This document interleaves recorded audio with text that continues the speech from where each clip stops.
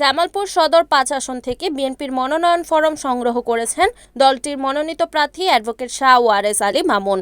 আজ জামালপুর জেলা নির্বাচন অফিস থেকে তিনি মনোনয়ন ফরম সংগ্রহ করেন। এ সময় তার সঙ্গে বিএনপির স্থানীয় নেতাকর্মীরা উপস্থিত ছিলেন। নির্বাচন সংগত কারণে জামালপুরের মানুষ এই নির্বাচনের দিকে তাকিয়ে আছে।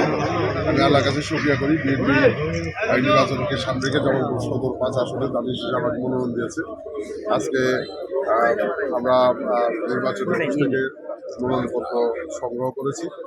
আমরা মানুষের কল্যাণে কাজ করা, এলাকার উন্নয়নে কাজ করা, দেশের কল্যাণে কাজ করার পথে নিয়েই রাজনীতি করি।